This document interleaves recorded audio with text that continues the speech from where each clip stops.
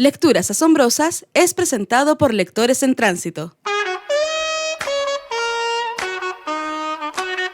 Aquí no nos importa el género, época o autor de un texto, siempre y cuando se convierta en una lectura asombrosa. Desde este momento, te dejamos con Ángeles Barrera y asombrosos invitados por Radio USEC.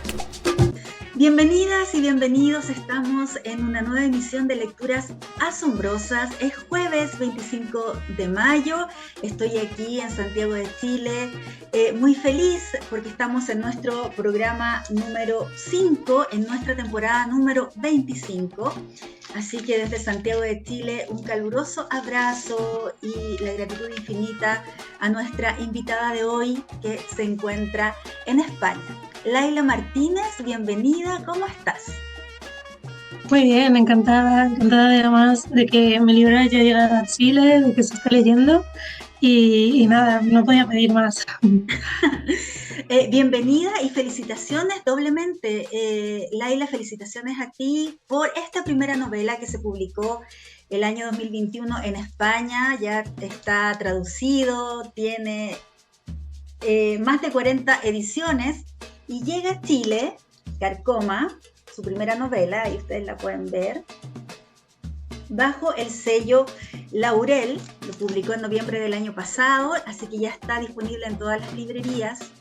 Y es la primera novela de Laila con la que vamos a conversar hoy sobre este proceso de escritura y todas las emociones que provoca leer Carcoma.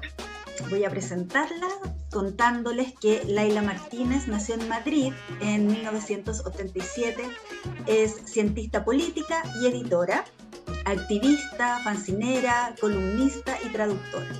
Ha publicado poesía en El Libro de la Crueldad, el año 2012, LBR Ediciones, y los ensayos Gestación Subrogada, en Pepitas de Calabaza, el año 2019. Y Utopía no es una isla, esto es un ensayo, en Episcaya 2020.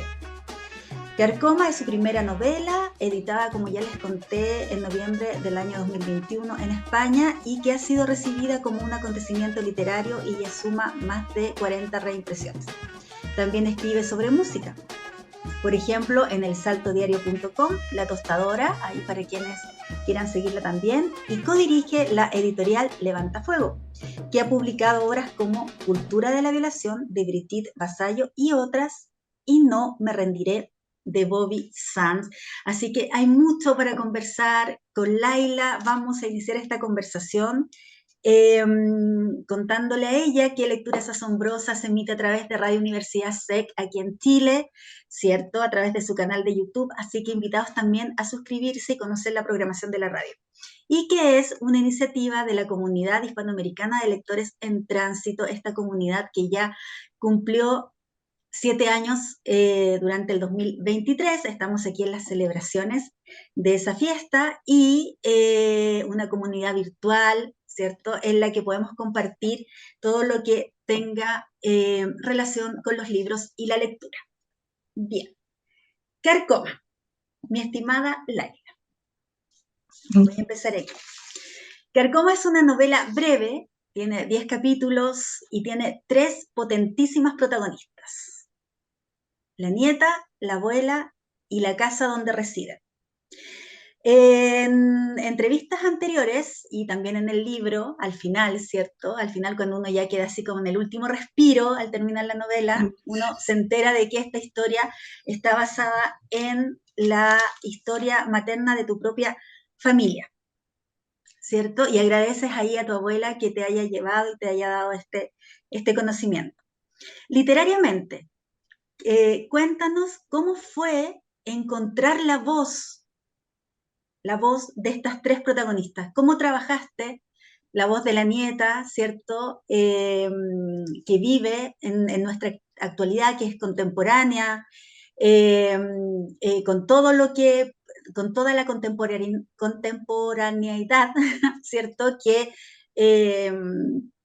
nos rodea, la voz de la abuela, que tiene toda esta historia hacia atrás, y la voz de la casa, porque la voz de la casa es impresionante.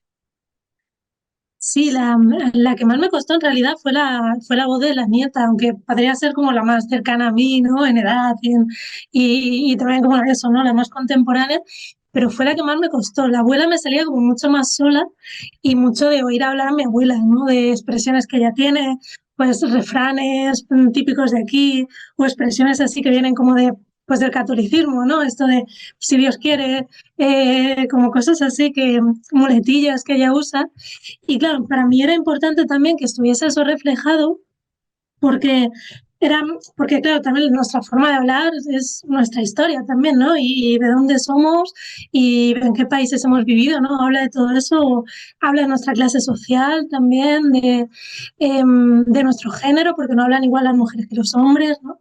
Entonces, claro, para mí era importante como intentar reflejar eso, ¿no? Algo de la oralidad de los personajes, porque al final, claro, se supone que es un relato que ellas están contando, ¿no? Que ellas van contando por turnos. Entonces, es verdad que cuando hablamos y el lenguaje oral es bastante diferente del escrito, ¿no? Y que tampoco puedes transcribir tal cual porque sería muy pesado de leer, ¿no? Porque en el oral te repites o no acabas las frases, ¿no? O dices, o repites ideas. Y claro, o si lo transcribes es muy pesado, ¿no? Pero sí quería como por lo menos que hubiese algunos rasgos de la oralidad para que eso, ¿no? Porque creo que es algo súper importante de las personas, ¿no? Que cuenta la historia también de las personas y que habla de qué lugar, en qué clase social han nacido, porque tampoco hablan igual la gente de clase alta que de clase baja, ¿no? O sea, no solo el sitio, sino también tu posición un poco en el mundo, en la sociedad. Entonces, por eso hay cosas como laísmos, ¿no? Que son muy de esa zona del interior de la península, decir cosas como la dije que viniese, ¿no? O, por ejemplo, también cuando hablan los personajes de clases altas, la S como mucho más alargada, como la S arrastrada, ¿no? Que también es como es un signo de generalmente de gente pues, con más poder adquisitivo, ¿no? Entonces todo eso pues lo fui construyendo con todo eso, ¿no? Oyendo mucho a mi abuela y luego intentándome fijar en estas cosas de sociolingüística en realidad, ¿no? Que marcan como nuestra identidad también hablando. Oye, buen punto ahí, porque otra de mis inquietudes tiene que ver con el estilo de tu narración y que ahora escuchándote, claro, se me hace más, eh, se profundiza más lo que te voy a preguntar. Una de las características de tu estilo de narración es la ausencia de puntuación. Y en esto yo recordé una frase de Clarice Lispector, que ella dice, yo saqué solo es un texto más, es una frase más larga, pero yo saqué solo lo que me interesa comentar contigo. Ella dice, o concebía, ¿cierto?, que la puntuación es como la respiración de la frase. Y tu estilo de puntuación se asemeja mucho al de Clarice, en el sentido que de repente, como lectores, nos cuesta un poco seguir la lectura, ¿cierto? El ritmo, pero que tiene mucho sentido ahora con lo que tú dices de que prevalezca la oralidad. Ese estilo fue pensado a priori o te fuiste dando cuenta a medida que fuiste escribiendo la historia. Claro, es que es justo eso, ¿no? Como esta idea de también cuando hablas, claro, no, si por ejemplo estás nerviosa, ¿no? O tienes miedo, pues generalmente hablas más deprisa, te atropellas, ¿no? Se eliminarían las comas, digamos, o los puntos, ¿no? O repites un par de palabras, ¿no? Repites las palabras seguidas. Entonces, todo eso sí que lo intenté también un poco reflejar. Es lo que decíamos, también es verdad que no es exactamente eso, una transcripción, porque si no sería, pues eso, o sea, ya dificultaría la lectura, ¿no? Y sería muy pesado. Pero sí que intenté meter este tipo de cosas y sí, yo conocía la frase esta de Clarice Lispector y claro, también es verdad que luego eso es más difícil, ¿no? O sea, es mucho más fácil al final hacer una escritura más canónica poniendo las comas donde te dice la RAE que las tienes que exponer, ¿no? Eh, porque, claro, intentar reproducir pues el oral o algo así siempre es más complicado, pero yo creo que tenía como O sea, que merecía la pena intentarlo, ¿no? No sé y intentar también provocar justo en el lector que cuando los personajes están un poco angustiados, provocar casi un poco esa angustia también, porque empiezas como a leer más deprisa, ¿no? Y a atropellarte también en la lectura, ¿no? No sé si lo he conseguido, pero esa era la idea, como contagiar un poco ese nerviosismo también. Bueno, déjame decirte que para mí, con esta lectura de Carcoma, lo logras magistralmente. O sea, se logra, claro, al principio es como que uno entra a la historia, ¿cierto? Obviamente, esperando que sea esta cosa clásica y uno va así como, pero después uno se mete tanto en la historia que ya no, ya uno agarra el ritmo también. Entonces se hace muy vívida lo que están narrando, lo que están viviendo. Tú acabas dentro de tu primera respuesta, ¿cierto?, decirnos que no solo es esta historia de contar, ¿cierto?, la relación tan especial entre abuela y nieta y la casa donde residen, sino que también encontramos en la novela, y lo han hecho quienes la han analizado, ¿cierto?, quienes te han entrevistado, te han leído, que encontramos temas, como tú muy bien lo dices, la violencia de género, ¿cierto?, la violencia de clase, las consecuencias de la nefasta guerra civil, ¿cierto? Encontramos diferentes tipos de muerte increíbles, así como todos se morían de una forma diferente, pero cualquier cantidad de muerte. La rabia y el odio, la rabia y el odio como leitmotiv de vida, lo que te mueve, lo que no puedes dejar de sentir y te mueve. Las almas errantes, pero a mí lo que me llamó mucho la atención, eh, y agradezco que estos tópicos se toquen porque también permiten que una vez que uno cierra el libro, reflexionar y cuestionarse y comentarlo, ¿cierto? Y profundizar y crecer bajo esa mirada. Pero a mí me llamó la atención la mirada tan especial que se le da al cielo, ¿cierto? Y a los santos, a los santos. Hay una cantidad de santos con su que uno lo escucha y que sabe, no sé, pues, Santa Gemita, ¿cierto? Pero te das el tiempo, ¿cierto? La nieta se da el tiempo de decirnos qué cualidad o por qué llega a convertirse en santo esa persona. Y lo encontré de una generosidad increíble. ¿Cómo trabajaste eso? Santa Gemita, Bueno, San Pancracio. yo es que como me crié con mi abuela, viví con mi abuela mucho tiempo de pequeña y me crié con ella.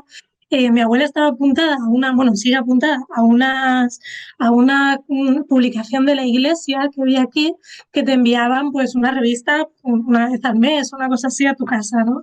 Con cosas de la iglesia, como que era muy curiosa, ¿no? Como consultorios, la gente enviaba cartas y le contestaban pues sacerdotes, ¿no? Como cosas así, y siempre tenía una historia de un santo todos los meses, ¿no? Y claro, son historias todas, o casi todas, muy terribles, o sea, todos, claro, son mártires, ¿no? O acaban torturados de mil formas, y cosas de estas, ¿no? Como amputarle los pechos, los ojos, o sea, cosas muy gores, ¿no? O sea, pero además contadas con mucho detalle, ¿no? Y con mucho, eso, como casi relatos gore, ¿no? Casi cine gore de casquería.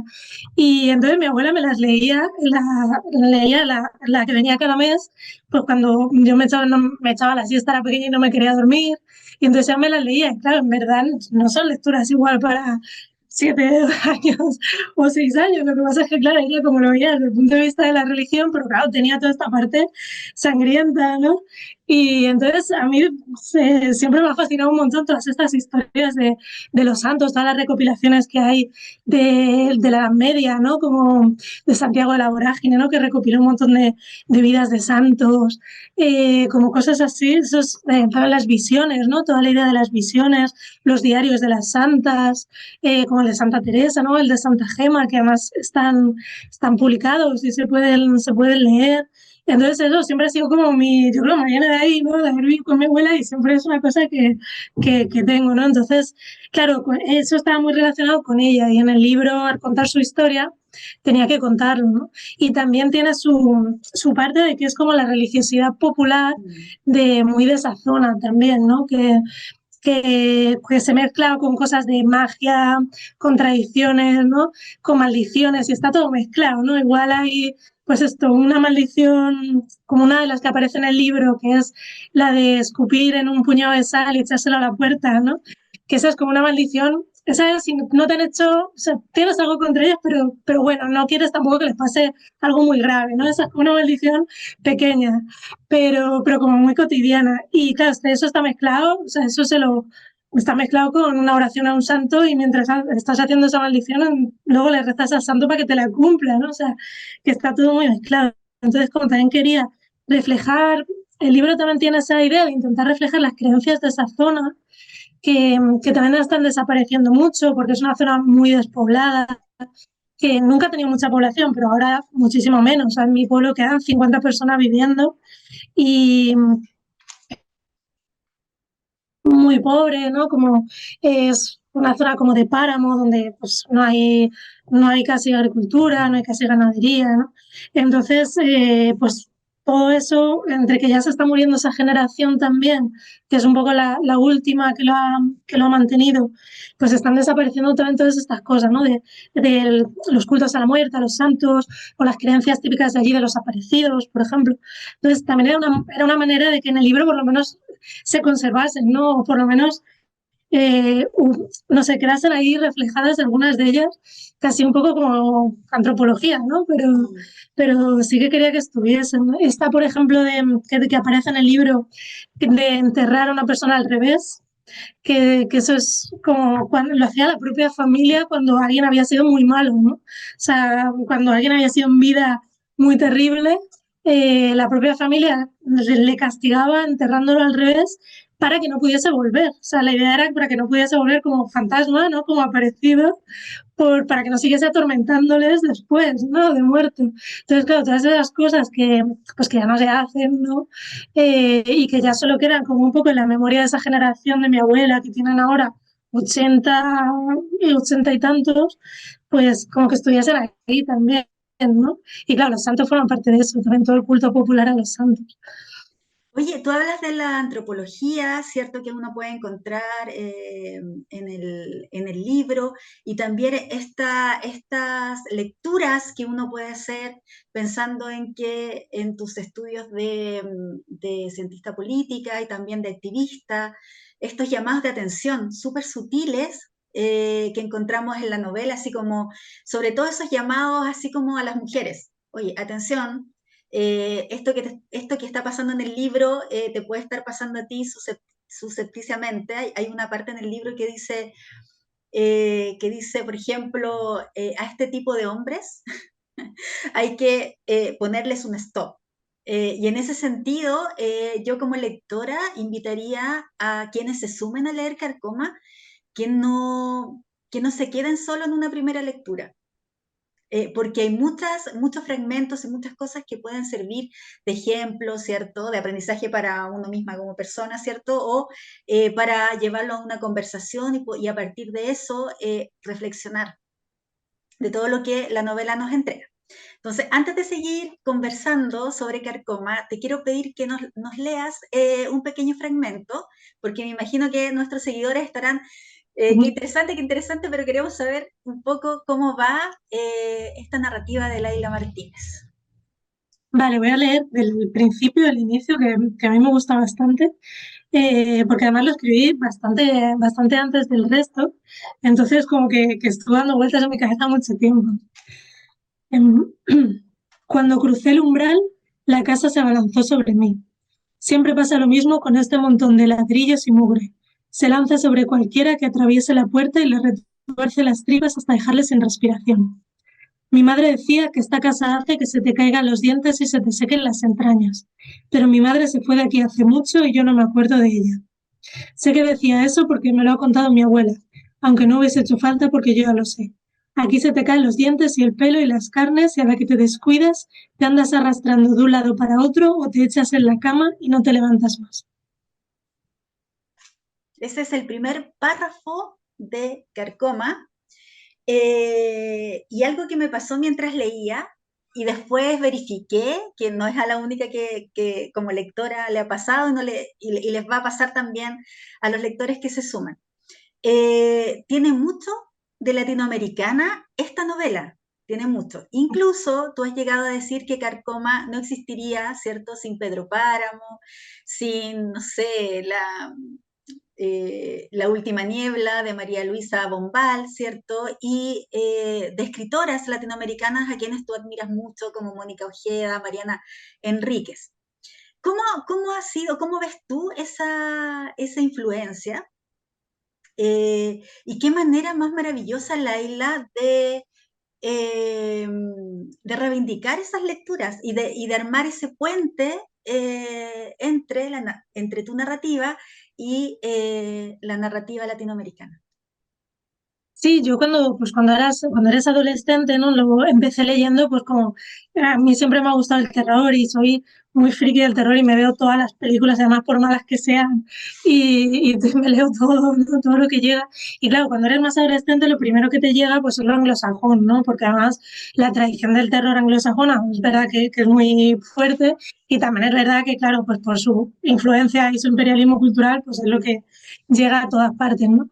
Pero es verdad que eso, aunque empecé por ahí, ¿no? Pues con clásicos, pues esto, Stephen King, ¿no? O cosas así como muy, bueno, que ya son clásicos ya contemporáneos, ¿no? Del terror, pero es verdad que luego como que me fui separando mucho más de esto y porque se me quedaba como, salvo autores muy concretos como Shirley Jackson, por ejemplo, o algo así, creo que lo que se está haciendo ahora en el mundo anglosajón, en el terror, es bastante repetitivo. O sea, hay poca innovación, hay poco juego con el lenguaje, por ejemplo, ¿no? Es todo muy, frases muy cortas, todo muy parecido, todos los libros parecen a veces incluso escritos por la misma persona, ¿no? O sea, es una, no sé, con frases muy cortas, muy pocos adjetivos, muy pocas metáforas, muy poco juego literario, ¿no? Entonces, como que enseguida, en cuanto ya pues tienes un poco más de criterio, ¿no? Y empiezas a leer un poco mejor y ya no solo pues a leer bestsellers o cosas así, sino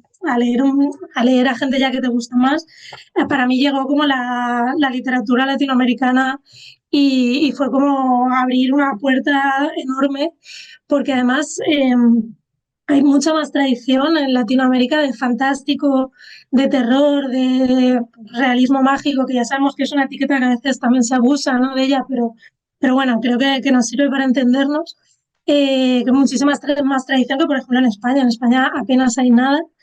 Y entonces, claro, fue como un mundo nuevo entero, porque de repente eh, era como otro imaginario, ¿no? Mucho más rico, con un lenguaje mucho mejor construido. Y desde, empecé como leyendo los clásicos, ¿no? Desde, pues esto, Pedro Páramo, Cien años de soledad, y luego ya pues he seguido como leyendo pues a las contemporáneas, sobre todo mujeres, ¿no? Que yo creo que son las que están haciendo cosas ahora más interesantes. Y eso, para mí la literatura mexicana, por ejemplo, ha sido súper importante, ¿no? Con autores actuales como Yuri Herrera o con Fernanda Melchor, ¿no? Pero también muchos otros, ¿no?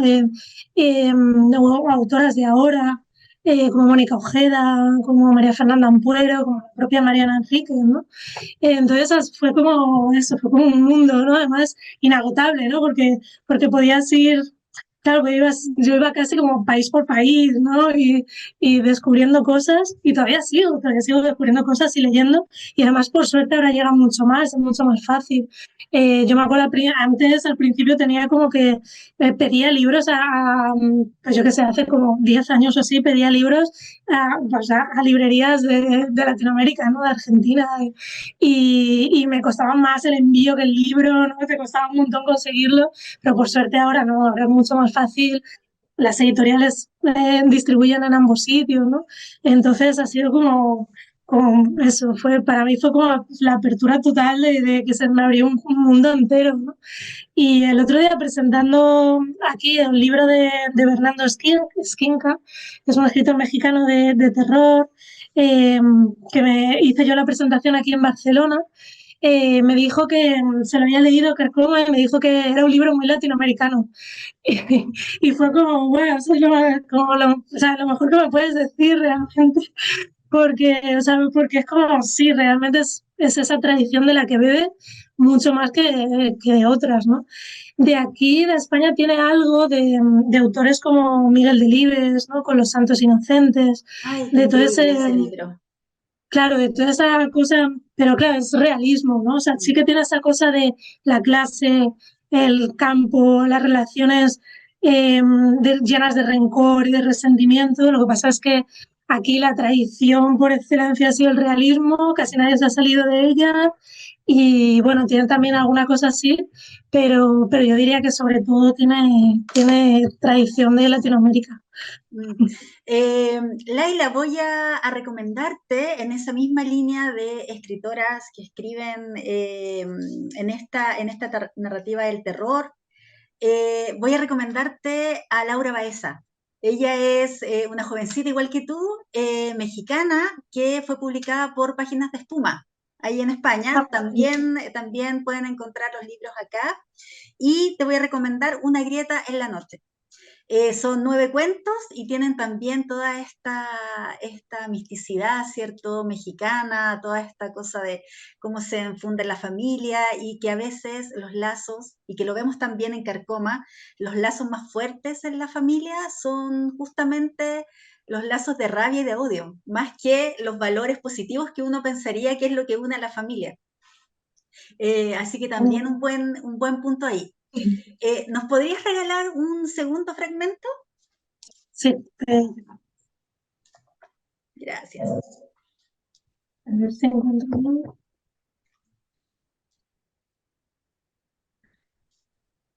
Vale. Este es otro en el que habla la abuela, la vieja, que eso no era casi como el que más, es lo que decía al principio, de que es la voz que casi más me salía sola, ¿no? Al hacerla. Entonces la disfrutaba especialmente, ¿no? Sus capítulos. Ya os lo he dicho, de esta casa no se marcha nadie. Estamos atrapadas aquí, nosotras y las sombras. Eso decía mi madre, estamos atrapadas aquí hasta que se nos lleven, me decía. ¿Hasta que se nos lleve quién? Quien quiera que vaya por las casas espantando a los muertos para que se vayan con los santos. Mi nieta no quería creérselo. Pensaba que se iba a poder marchar en cuanto fuera mayor, que se iría a estudiar a Madrid y ya no volvería. Pero al final se quedó. ¿A dónde iba a ir? ¿Quién le iba a pagar los estudios en la capital? Eso solo lo hacen los señoritos. Estuvo mirando a ver si le daban alguna ayuda, pero se desengañó enseguida. Aquí para que te den algo ya tienes que tenerlo tú antes y luego ellos te lo alivian. Si no tienes nada, eso es lo que te dan, nada. A la gente como nosotras no la quieren en la capital para estudiar, si acaso para servir, pero de eso también tienen ya mucho. Ya no es como en tu época, decía mi nieta, pero la que tuvo que desengañarse fue ella. A nosotras el día se nos va en buscar qué echar a la olla y a ellos en figurar, y eso ha sido así siempre. Al final no se fue, porque al menos aquí no le falta el techo ni la comida. Eso es una familia, un sitio donde te dan techo y comida a cambio de estar atrapada con un puñadico de vivos y otro de muertos. Laila, quiero agradecerte que hayas leído ese fragmento, ¿cierto? Ahí nos habla la abuela, la vieja, ¿cierto? Que viven solas, o sea, solas entre comillas. Las vivas, ellas son las dos vivas en la casa. Eh, ¿Por qué me gusta que hayas leído eso? Porque eso está en la página 61 y me da pie para la segunda característica. Yo establecí que la primera característica que uno al momento de empezar a leer es esta ausencia de puntuación. Y que ahora conversando contigo y después releyendo varias veces la novela, incluso es un estilo que llega a gustar, así como que ya uno lo toma como propio. Otra de las características narrativas que yo encuentro en Carcoma y que lo haces muy bien es que creas, bueno, la palabra crear es como mucho, pero estableces nuevos axiomas, ¿cierto? Y justamente el final de ese párrafo que dice, eso es la familia, un sitio donde te dan techo y comida a cambio de estar atrapada con un puñadico de vivos y otros de muertos, es un ejemplo de estos axiomas.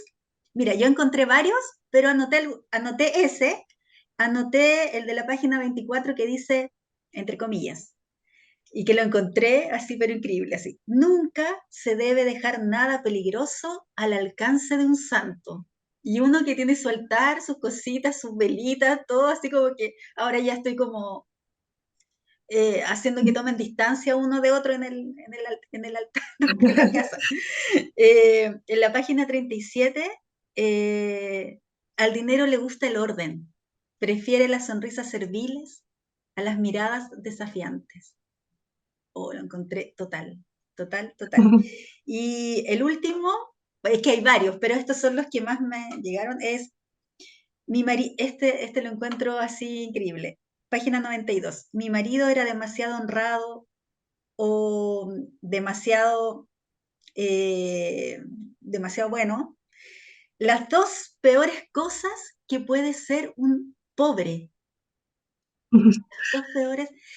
¿Qué te parece esta lectura que yo he dado, esta cosa de ir descubriendo, ¿cierto? A medida que uno avanza en el relato, estos axiomas, estas como verdades que, oye, en realidad no le puedo discutir, que no es así. Cuéntame de eso. Claro, es que son personajes, sobre todo el de la abuela, ¿no? Que son como muy contundentes, claro. Hablan como sentando cátedra, ¿no? Y todo, y están muy seguras de lo que dicen, eso, sobre todo la vieja, ¿no? Entonces, suelta como unas frases muy lapidarias, ¿no? A veces, y como eso, muy contundentes que llevan como dentro todo el aprendizaje que ella ha hecho a lo largo de su vida, ¿no? De su propia experiencia, pues atravesando esas violencias de género y de clase, ¿no? Entonces, como, claro, ¿no? O sea, son así muy fuertes, ¿no? Muchas de estas frases y muy contundentes, pero al final es eso, ¿no? Como ese aprendizaje que yo creo que haces o que sacas justamente cuando te toca, como le tocó a las mujeres de mi familia, ¿no? Pues esas violencias. Leila, cuéntame, están en proceso de llevar la obra de teatro, Sí. Carcoma. ¿Estás trabajando tú en el libreto? ¿Cómo? Cuéntanos de ese, porque pasar la narrativa a dramaturgia y tener tú la idea así como esto es, o quizás, no sé, pues así es la casa de mi abuela, y después el trabajo en conjunto con las personas que están levantando esta obra. ¿Cómo ha sido ese proceso? Sí, se va a llevar al teatro en México y en España. Y las dos se van a estrenar las obras como para finales de este año, una cosa así. Entonces están justo ahora los dos trabajando en la adaptación. Yo, claro, yo es que de teatro no sé nada, o sea, no soy dramaturga, ¿no? O sea, sé pues de haber leído lo que he visto, pero poco, entonces me produce como mucho respeto, ¿no? Pero claro, por otro lado me hace mucha ilusión porque es como de repente, o sea, como de repente ver a tus personajes en carne y hueso, ¿no? Y interpretados, ¿no? Y en un escenario. Y ver también qué lectura han hecho esas personas, ¿no? Tanto el dramaturgo que lo ha adaptado como el director de la obra, como los actores, ¿no? Que todos ponen ahí algo, ¿no? Y de repente, claro, tú, un escritor, al final es un trabajo muy solitario, ¿no? Porque cuando tú escribes algo, pues sí, tienes lectura, ¿no? Tienes gente con la que hablas y te corrige, pero en verdad estás con el ordenador tú sola, horas y horas ahí, ¿no? Y claro, esto es completamente lo contrario, o sea, aquí hay mucha gente que interviene y mucha gente que da su visión y que pone de sí misma en la obra, ¿no? Pues eso, desde la dramaturga, el director, yo qué sé, aquí hasta el vestuario, ¿no? Eso es importante, los actores, ¿sabes? Todo el mundo pone algo, la escenografía, las luces, ¿no? O sea, y de repente, claro, algo que tú has hecho ahí sola, ¿no? En tu casa con el ordenador se convierte en una cosa colectiva que ya también deja de ser tuya, ¿no? Yo eso sí que, claro, también hablándolo tanto con Hugo Arribillaga, que es el director que lo va a llevar en México, como, bueno, que ya lo está haciendo en México, como Mireia Salazar, que lo va a hacer aquí en España. Claro, yo también les decía que yo tampoco quería intervenir demasiado porque en el fondo yo creo que una vez, o sea, yo creo que mi obra es el libro, pero todo lo demás ya es obra suya, ¿no? O sea, que tampoco quería como que mi influencia o mi opinión fuese como muy, muy determinante para ellos, ¿no? Porque entiendo que es otra obra lo que ellos van a hacer, ¿no? O sea, que está basada en Carcoma, pero que también es otra cosa, ¿no?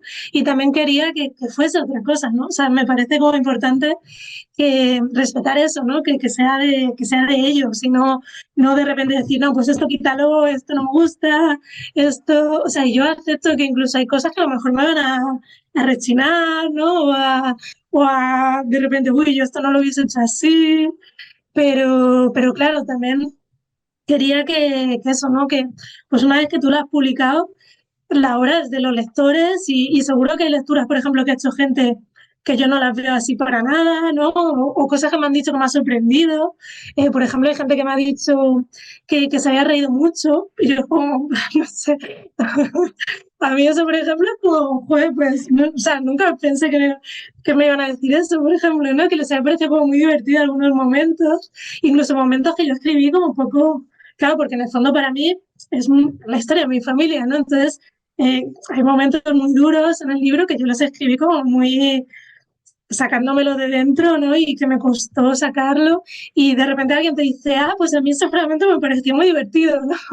Entonces, claro, dices, qué raro, ¿no? Qué diferente es cómo se leen las cosas y cómo se adaptan. Entonces, por eso, ¿no? O sea, sí que me están consultando cosas, sí que hablan conmigo y Mireia, por ejemplo, Mireia Salazar, ¿no? Pues sí me ha consultado bastante de escenografía para ver cómo hacer la casa y para que la casa, como decíamos al principio, fuese un personaje, ¿no? Que no fuese simplemente un decorado, que claro, en el teatro eso es más difícil de hacer. Entonces sí me han consultado cosas, pero yo tampoco quería como intervenir muchísimo, ¿no? Quería que también fuese su obra, porque al fin y al cabo es suya. Laila, quiero felicitarte por la madurez que tienes, porque es muy difícil encontrar autores tan generosos con su obra y decir, ya, esto no es mío, y sorpréndanme, y aunque no esté de acuerdo, no me guste, es un trabajo colectivo. Eh, Me agrada mucho escucharte hablar así, verte tan jovencita, ¿cierto? Saber que tienes poesía publicada, ensayos, y esta es tu primera novela. ¿Qué es en lo que estás trabajando actualmente o en qué otros temas o géneros narrativos quieres incursionar? Géneros literarios más que narrativos. Sí. Bueno, también quería decir que a mí también me parece bien los escritores que se enfadan cuando, por ejemplo, hacen una película y no les gusta. O sea, yo, Marcé, por ejemplo, Juan Marcé, cada adaptación se cogía unos cabreos o Cristina Morales, por ejemplo, aquí, que han adaptado a serie su obra aquí en España y a ella no le ha gustado nada, o sea, y lo dice, y también me parece bien, ¿no? O sea, claro, ya, o sea, no, ya no es tuya, ya han hecho otra cosa, pero también te puede no gustar, o sea, también lo entiendo, ¿no? Y lo que estoy trabajando ahora, pues estoy con la siguiente novela, pero bueno, es bastante diferente. La idea es que es bastante más larga, bueno, porque tiene más personajes y porque también, bueno, es lo bueno, ¿no? Que el éxito de Carcoma un poco, para mí lo mejor que ha tenido es que me ha dado como un respiro de trabajo, ¿no? De poder, bueno, yo trabajo freelance, ¿no? Autónoma, entonces me ha dado como un respiro monetario para no tener que coger tantísimos trabajos, ¿no? Y poder hacer la otra novela, ¿no? O sea, que al final para mí es un poco eso el éxito, ¿no? Que Carcoma me haya permitido, pues me permita escribir la siguiente, ¿no? Entonces, nada, estoy ahora, pues eso, Carcoma la escribí de a salto de mata, ¿no? O sea, sacaba 2 días, de repente me organizaba en las entregas que tenía, pues de periodísticas, cosas así, y de repente sacaba 2 días y esos 2 días hacía un capítulo. Claro, y luego lo tenía que dejar otras 3 semanas y ya no me acordaba de cosas, o sea, se me habían olvidado cosas. Luego tuve que reescribirla y hacer un trabajo de corrección muy, muy grande porque, claro, la propia precariedad un poco de cómo fue escrita hacía que eso, pues de repente un personaje que había muerto, pues se volvía a aparecer, ¿no? Como cosas así porque se me olvidaban directamente. Y entonces, claro, esta pues lo estáis pudiendo escribir con más tranquilidad, ¿no? Y con más calma y hacer algo con más personajes, ¿no? Como un poco más ambicioso en ese sentido, ¿no? Jolín, pues Carcoma me ha permitido tener más tiempo para escribir la siguiente e intentar que la siguiente sea eso, ¿no? Como sea, o sea, al final sea lo mejor que yo pueda hacer, ¿no? Que es un poco como mi objetivo, ¿no? Como que cuando tú entregues el borrador sea lo mejor que has podido hacer en este momento, por lo menos, ¿no? Y que estés como orgullosa. Luego ya, pues eso, ¿no? O sea, claro, todo el mundo quiere que a la gente le guste y que tenga éxito, ¿no? Y que se venda y se traduzca, pero en verdad tampoco luego está muy en tu mano, ¿no? O sea, eso ya depende de un montón de cosas que al autor como tal se le escapan, pero, pero sí, por lo menos que sea la obra que yo he querido hacer, ¿no?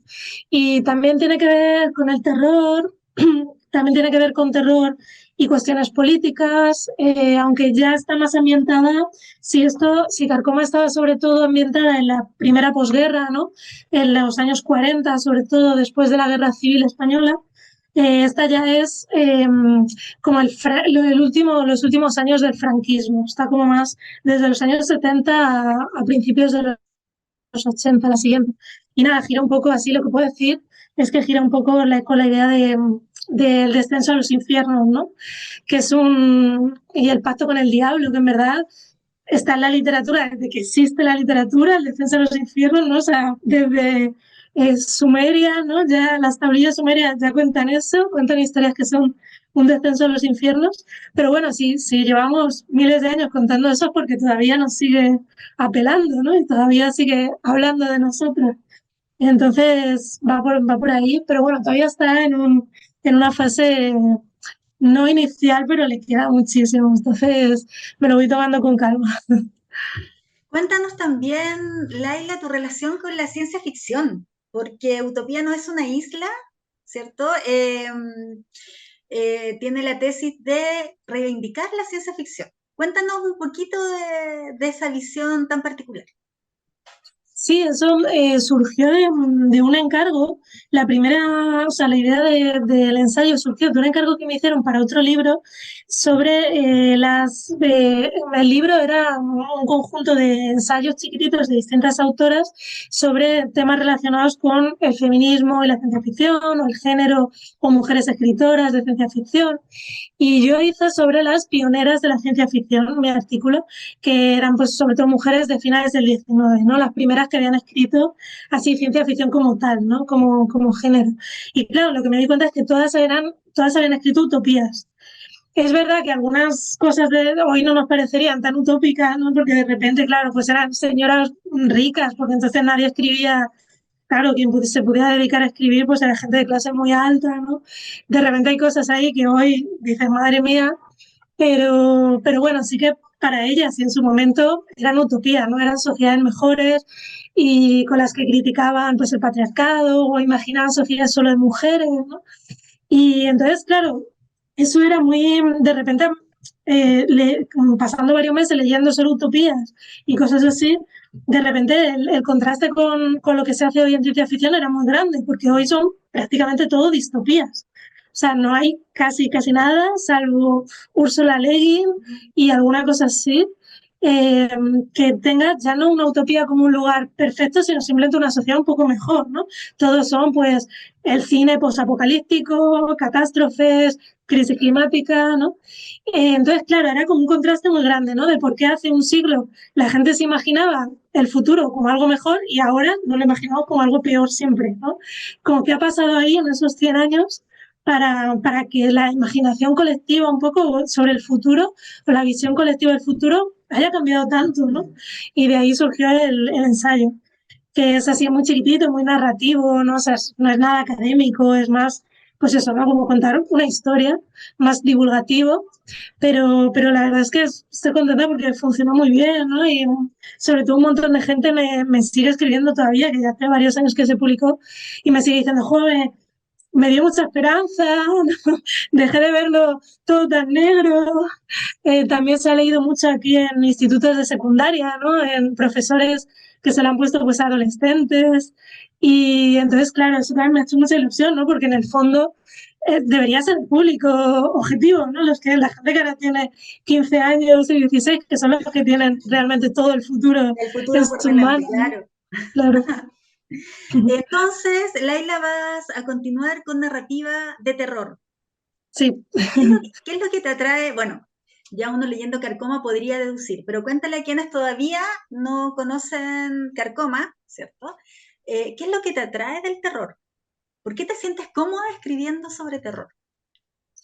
Claro, es que yo creo, o sea, por un lado, claro, como yo es lo que más he leído, pues es como fácil para mí, ¿no? Pero por otro lado, sí que creo que el terror tiene mucha capacidad, probablemente más que otros géneros, como de justamente pulsar los miedos colectivos, ¿no? Yo creo que un buen escritor de terror eh, hace eso, ¿no?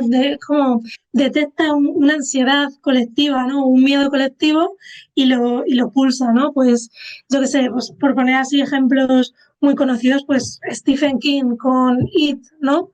Pues ¿de qué está hablando? Pues de un miedo que tienen todos los padres, la desaparición de los niños, ¿no? El secuestro de los niños. O sea, entonces, entonces, claro, tiene mucho esa capacidad para como emocionar porque pulsa ansiedades colectivas, ¿no?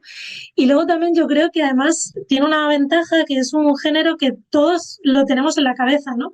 O sea, cuando como que está en la cultura popular, cuando tú piensas, por ejemplo, en una película sale un fantasma, el espectador ya sabe un montón de cosas sin que las películas se lo expliquen, ¿no? O sea, ya sabe que un fantasma viene de una muerte violenta, ¿no? O de un suicidio, un asesinato, ya sabe que es algo no resuelto y por eso el fantasma vuelve porque tiene que resolverlo, ¿no? Ya sabe de alguna manera que es una herida que sigue abierta, ¿no? Como un trauma que ha quedado ahí sin resolver. Entonces, claro, tener todo eso eh, te permite como escritora, es como muy útil, ¿no? Porque el lector ya tiene una información que ya no tienes que contar, ¿no? Entonces, por ejemplo, en Carcoma eso lo utilicé con la idea de las sombras, ¿no? Relacionadas con la guerra civil, ¿no? Con los desaparecidos de la guerra civil.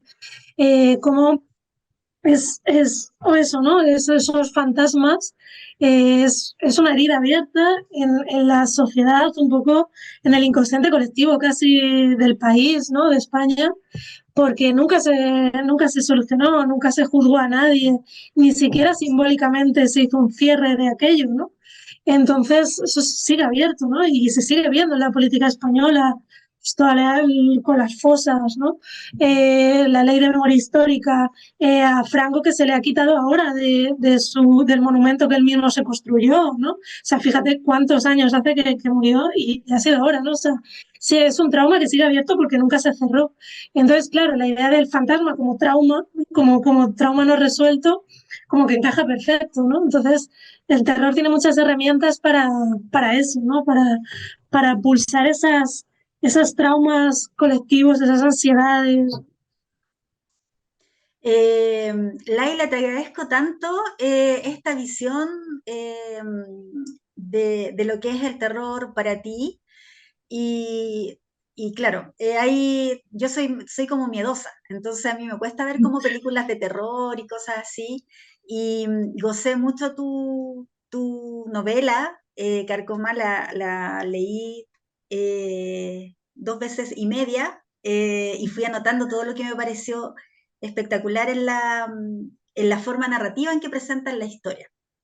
Eh, eso, no sé si te gustaría decir algo más, porque ya estamos ya en el tiempo para finalizar nuestra entrevista. No, nada, pues agradecer muchísimo, muchísimo el tiempo. Ha sido un placer, además se me ha pasado en nada. O sea, de repente es como, uy, ya ha pasado una hora. Sí que ha sido un placer y espero que a los lectores de Chile les guste y espero poder ir también alguna vez, que además no he estado nunca en ningún sitio de Latinoamérica en general, pero tengo muchas ganas de ir a Chile y espero poder hacerlo. Bueno, cuando vengas vas a ser muy bienvenida. Yo te dejo invitada para este espacio que es Lecturas Asombrosas, para que podamos también conversar de tu futura novela cuando ya esté publicada. Quiero contarles a quienes nos siguen, si tienes redes sociales para que ellos puedan comentar contigo, ¿cierto? Una vez que lean Carcoma, tener la posibilidad de comentar contigo su lectura. ¿Dónde te siguen? ¿Tienes Instagram o correo electrónico? Sí, ahora solo tengo Instagram ya, porque quité Twitter, ya era demasiada locura, tenía que concentrarme en la novela, porque si no, no se va a escribir nunca, pero tengo Instagram, ahí me pueden buscar por mi nombre y sale. Perfecto, @Laila Martínez, para Sí. seguirme. Sí. Quiero agradecerte, Laila, este tiempo, quiero agradecer tu claridad, tu coherencia. Quiero saber si nos permites conocer el nombre de tu abuela, si es posible. ¿O es...? Sí, no, ella se llama Ascensión, que además me parece un nombre como muy también de santo, ¿no? Ascensión, no sé, muy guay, sí. Bueno, entonces, y ella está todavía contigo, ¿verdad? Sí, ella todavía está viva y muy bien, además muy mayor, pero muy bien. Bueno, cuando la veas, cuando tengas posibilidad de verla, agradécele desde Chile, envíale un tremendo abrazo, porque sin ella, ¿cierto? Sin ella y sin todo lo que pasó anteriormente, no estarías tú y no tendríamos esta maravillosa novela Carcoma, totalmente recomendada. Es una lectura para asombrarse, eriza la piel, pero también es un relato que permite una segunda, una tercera y hasta una cuarta lectura. Así que dejo invitados a los lectores aquí en Chile a que adquieran Carcoma, y también a nuestros seguidores en Hispanoamérica, ¿cierto? En Latinoamérica, a través, me imagino, de las plataformas digitales también poder adquirir la novela. Es una novela que atrapa, ¿cierto? Que atrapa desde la primera frase y no te suelta hasta que termines. Yo debo ser muy sincera, en la primera lectura la hice en un viaje de ida y vuelta en una micro urbana. No me bajé de la micro hasta que terminé de leer Carcoma, porque no, es que si me bajaba tenía que hacer otras cosas, entonces fue increíble. Así que te agradezco mucho, Laila, por estar hoy acá. Muy bienvenida siempre a Lecturas Asombrosas. También agradecer a Mariana Ales por la posibilidad de esta conversación contigo, y estaremos aquí también muy atentos a seguirte, a poder completar. Como siempre yo digo, lo ideal es enamorarse de una novela, pero también seguir la trayectoria de los autores, a conseguirse ahí Utopía no es una isla, y estar atento también a tu nueva novela. Así que muchas gracias por compartir esta historia de vida de tu familia, y espero también verte muy pronto aquí en nuestro país, presentando todas tus narrativas. Muchas gracias. Muchas gracias, es un placer. Gracias. Les recuerdo que soy Ángeles Barrera Jofred, su anfitriona aquí en Lecturas Asombrosas, y los espero ya el próximo jueves. Todos los comentarios, ¿cierto? Con respecto a esta conversación lo pueden hacer aquí abajito del video, y suscríbanse aquí a Radio USEC, a Radio Universidad SEC. Muchas gracias y nos vemos con más Lecturas Asombrosas. Gracias, Laila. Si fuiste capaz de sumergirte en lo más profundo de esta ojeada literaria, ya eres parte de nuestra comunidad. Sintonízanos la próxima semana para otra lectura asombrosa, con la conducción de Ángeles Barrera, solo por Radio USEC.